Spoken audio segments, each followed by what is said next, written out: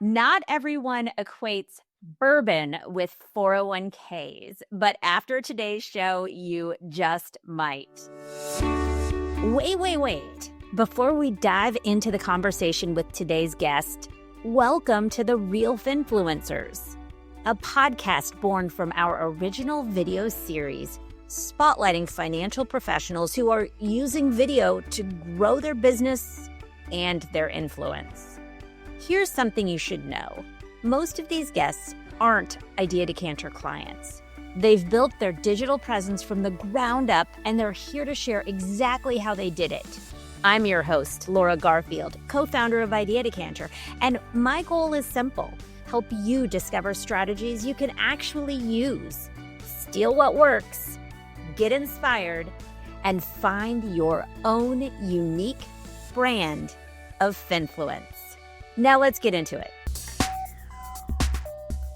Join me in welcoming Katherine and Christopher Tipper, the co-CEOs, the presidents and founders of Hunter Benefits. Christopher, Katherine, thank you so much for joining me today. Very happy to be here. Very excited. I had a feeling we're going to have some fun. I hope so. Otherwise, there's no point. How long have you been recording video and using it in your marketing strategy? The first video is like 2017. It's really scary how long ago it was. And we have that video in the witness protection program because that was just me. And according to my audience, I suck at it. I'm stink alone, and I'm great with an audience or people recording with me. And I think it has like 3 views, which was me editing it. So we had videos, but were we really marketing it? Did we really know how we were supposed to push it out? Not so certain, but you have to start. If you don't start, then you have nothing to push out. Well, it really started very rough. It was your idea. First full week of COVID. She's like, honey, you're not going anywhere. Let's talk to people. Let's figure out this YouTube-y thingy. And we're like, okay. And On the Couch was born, kind of accidentally. And you have certainly figured out this YouTube-y thingy. Let me pull up your YouTube channel. You have a lot of videos. Yep. Over 300, actually. I'm pretty sure. I think it's over that, yeah. We almost have 1 video per subscriber. Wait, we're doing we're a boutique YouTuber. We do things on a prospective basis. So no, I guess so that if I may say, the years ago, it was obviously post COVID, but I was in a Vistage group, and our top video had 91 views. And I was so desperate to cross 100. I asked everybody in my Vistage cohort, I say, just go to it and play it. You don't have to listen. You just play it to the end, because I didn't know what was a view, because I really wanted to, cross the 100 threshold. And now we've got, I can't remember what the highest number is, but we've got some that are a bit more than that. Yeah, I have these sorted on your YouTube channel by most popular, and this retired early with 1.3 million came up with 9,400 views. So what's the difference for Hunter Benefits for a video that gets 91 views versus 9,400?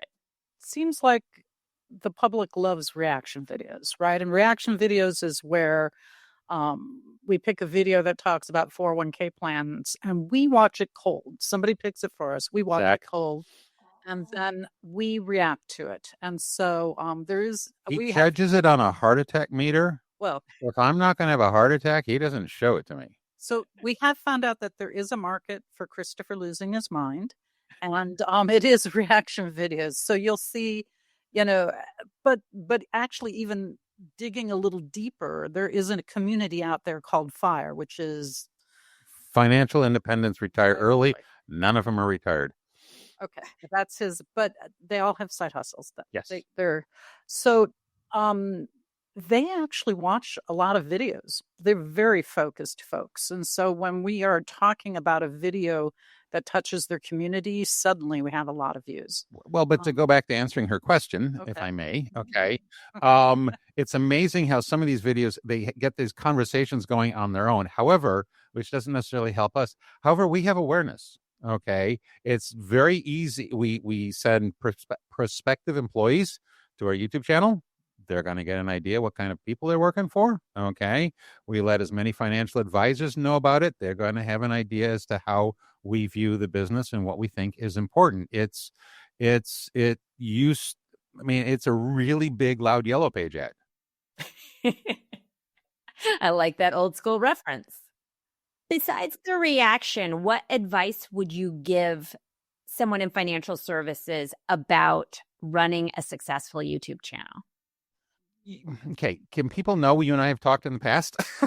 Absolutely. From the Sway conference. Absolutely. Sway Live. Okay. So no, I've not read the entire book, and maybe I should listen to the audiobook, but the 10,000, what is it? 10,000 hours, some variation on that. Okay. I know you give people a lot of help and you give them a leg up. Okay. But you can't do it until you've done it. And it's kind of like throwing out the first pancake or the first crepe. No matter how many times I make crepes for my daughter and her friends, the first one does not look edible. All right. So you have to, and that's kind of like with this. All right. And don't be afraid. Everybody's goofy to begin with. Just do it and be happy with the mistakes and put them off on the side. Nobody has to see them. Do your 100 in a closet or something. Okay. Just so you have you're used to hearing your own voice in the headphones. You know what you look like. You know what you should and shouldn't wear. And you know what works for you. Well, in the spirit of that, I feel like we should sort to the you should do oldest. No. And you can see, you can see. And what's funny is the thumbnail to start it with. Neither of us are looking at the camera, right? And then the rest of them are of a couch, which, I don't think that people search and look for couches, right? So yeah, you can see this real stylistic trying to do things. And I mean, the great news is that not a lot of people watched those old videos. No, what is the fewest views? We've got, this one had 3. Yeah, okay. I think we have some zeros in there. Probably. And I'm assuming that you have learned with every video you produce, you've taken a small step forward. I'd like, Filippo's nodding his head yes. I'd like to think so. So it's funny. There's like almost a confidence thing that you have to learn that people actually want to see you. And when you start at the beginning, you think you have to be so amazingly precise and never stray outside of the lines. And it's just actually funny that, we're not being manic, but the more we either interact with each other or he actually gets mad at me now if I tell him any of my funny bits ahead of time. Don't. Because I think of really funny things and then I'll say them in the video and he'll lose his mind and people like that. Do you know what I mean? So it's kind of funny as you think you need to be buttoned up. You have to have a goal and you have to have a place you're going to, but they actually want to see a real person. Now that it says the couple behind this, okay, people are getting more of the clue, but supposedly the beginning this is our podcast studio and then we do the shorter YouTubes over on the couch. Okay. And people are saying, you need to touch your knee or something. You need to make it more clear that you're a couple because the way you're talking to each other is going to make HR very uncomfortable. Okay. Well, she is HR. So, that's one of the things we've learned. It's just, so I want to go back to what you talked about with Sway. So I don't know if this sounded really profound in my head 45 seconds ago. So I don't know if Sway influences how we are on camera or how we are on camera influences how we interact at Sway. Okay. There's a little bit of a symbiotic thing there because it is very much do your own thing on camera. Somebody's going to watch you and go from there. I know that you both and I have a mutual admiration club going for Leah Bliss, who spoke on LinkedIn strategy at Sway Live, and I was furiously scribbling notes. I know you've had her on the show, right? Yes. Let's talk a little bit about what you have adopted from her recommendations that you're applying over on the Hunter Benefits home strategy. So it's having a thoughtful, timed strategy as to who does what when. All right. We are big proponents of her less is more. We know there's some friends of ours who really crush the algorithm and make the opposite work. But for us, And there are not a lot of posts, but we make sure we let the sales team know they've got to pay attention to the golden hour. And I try to spend as much of my time conscientiously going through LinkedIn for the comments and trying to say helpful things to continue the conversation honestly, occasionally asking a question of somebody that I know the answer to, but just so that they get to keep the conversation going. Is the primary focus of that happening on Hunter Benefits account, or is it happening on your profile? Our individual profiles. I think the strategy is really our profiles, and then Hunter Benefits captures back. The one thing I think Leah also demonstrates is just a beautiful picture. She does a very good job if she does a post a week, and it's just a very eye-catching picture. It's very well thought through. And I think, like, when I watch your your TPA do you call it TPA surveys? Okay. Survey says. He does survey says. And, it's kind of a good picture of him having a drink and then coming up with kind of an interesting survey thing. Hopefully. And how much traction you get with a good picture and just a quick quip. And she does when it looks authentic. Right. As much as I like to play around with Copilot and all that, making fake pictures, okay, she says no. So the selfies, we follow her rules. People connect with people. One of the things that struck me with Leah's information was, video is the best performing kind of content on LinkedIn, which I know and love. But the second thing is that you actually get more eyes on comments you make on other people's stuff than you do on any kind of content that you can post. And it's a little bit outside of what most content marketers think about social media, because moving toward this LinkedIn loves conversations mindset is really, you need to get on there and spark conversations, not just with the content you're posting, but in other people's stuff. Because of what she says about the golden hour and other things, if I only have a few minutes to try to add something thoughtful, if I see somebody's post is from 6 weeks ago, I'm probably going to try to see if I've got something helpful to say on the one that's 54 minutes ago.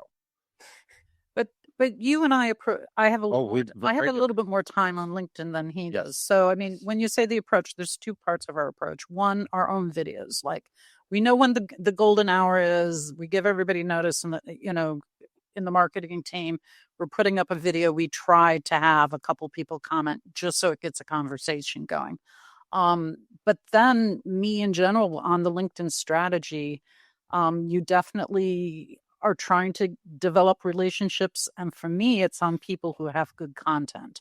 So I do go through and look for what are original thinking, original pictures. And I think LinkedIn really actually values that. Yeah. And I see that coming up on our numbers and the numbers of things we're associated with. I am getting with the thoughtful commenting, with what Zach does for our content, I am getting both better LinkedIn friend requests or whatever the heck we call them, and worse. Okay, you get more good. Worse, the ones you didn't look for. Okay. Well, no, people that are just like within 3 seconds, they're trying to sell me something hard. Those guys aren't relationship people. We ignore them. Okay. The pitch slap. Right. Yeah. But I've got like a CPA friend now from this, and an HR SHRM person friend like this. The things she said to me in DMs, yes, Catherine's read them. It's not like that, okay? But no, just there's a community out there we're helping, and they're thankful, and it means a lot, and it's so freaking surprising. So, and what's also interesting about the posts, bringing it home, was like one of my most successful pictures recently was when I took a picture of Jay, his birthday, with Kellen and Karen on either side wearing their T-shirts, and then I said something funny, and it was like just a spur of the moment that I did it and posted it, and I got 1,900 views on it. Do you know? And it's just very. It's interesting. It was a very real picture. It was something fun. What LinkedIn is really looking for is, wow, let's capture something. a special moment in an organization. And I can even see out of sway that Amis, Tommy. Amis, Yeah. hers is still going. Like, she's giving all these views about being her authentic self, and she's like up to 2-3 weeks ago. Yeah. Yeah, it's crazy how Some much things have legs. that authentic stuff keeps going. After all you said, huge shout out to Leah Bliss. If you're not following her, you should be. She has changed the way I approach LinkedIn. It sounds like she's changed the way you approach your strategy there.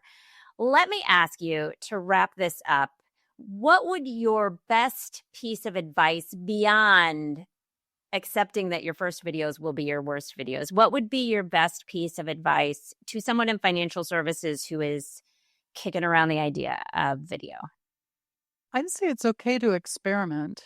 And I know financial services, sometimes they have compliance people that they have to make happy. But it's funny that, like, one financial advisor I know was like sharing recipes in hers. And that might sound odd, but actually was very approachable, right? As much as you are supposed to maybe talk about financial planning stuff, those things that are interesting about you, and it's okay to experiment and see what that's like. Like everybody posting their dogs yesterday. I enjoyed that, actually. Do something you're passionate about. Okay, find something that you might want to explore other ideas, but start from a core of what you feel very strongly about and hopefully know something about. Okay, and go from there. And then if you have compliance rules, which we don't, okay, it's funny, we're in compliance and there are no compliance rules for our videos. Okay, so but don't go to the gray area. Make sure you understand where the world ends and stop just before that, but go to the end. Don't stay in the middle. Okay, and find it's part of this way. Find out what your voice is, and just just do it. Shout it out loud. There will be an audience for you. But the funny thing for financial folks is compliance is worried about them giving bad financial advice. Making guarantees or something. Yeah. But they're not so opposed to them being interesting people. No. So they can lead it to their interesting person part, because that's the part that's not going to get them in trouble. So it is, and keep looking at how you look in the videos. And I think over time, like when you look at our first one, the importance of, are you looking at the camera? Are you, what are you wearing? And earring doesn't have to be, or not. I still not do that. I still don't do that really often. But luckily I have someone who reminds me. Yes. So, but yeah, start and evaluate, and then just keep looking for little angles and improve. And it makes me, I just got very emotional. All right. There's an Irish comedian or whatever he was. He was a shut-in with mental health problems. I'm not outing him, on Instagram. And I started following him because he was insane. And his tagline is something, I'm delicious. Okay. Follow me. I'm delicious. All right. This is a person who couldn't leave his house up through the beginning of COVID. And he started TikToking for himself. He was just being 100% him. And yes, he's got no compliance on TikTok. Okay. Over the past weekend, he was on stage with Robbie Williams, a very famous British pop star, singing to a packed stadium, and they cheered. I'm going to get emotional. They cheered for him when he came on stage. Okay. So not everybody can do that. It's not my goal. But my point is, if you think you're really shy or you don't want to talk to anybody, this is the perfect place to talk to them. I mean, because you're alone, but you're still talking out loud. This is a place to figure out who you are safely. Well, I will leave our audience with this. If Katherine can do it, if Christopher can do it, you can do it too. And if you need some help building your authority and growing your practice with video, that is what we do at Idea Decanter. Oh, one more thing. If you're not already part of Idea Decanter's Real Finfluencer community, now is your chance to join us. head to ideadecanter.com/join, and you'll be in. You'll get early access to advisor video tips, invites to exclusive events, and behind-the-scenes insights that you won't find on Google or even on ChatGPT. Whether you're just video curious or already knee-deep in content creation, this is the place to grow your influence with video. Don't miss out. And thanks so much for listening to The Real Finfluencers.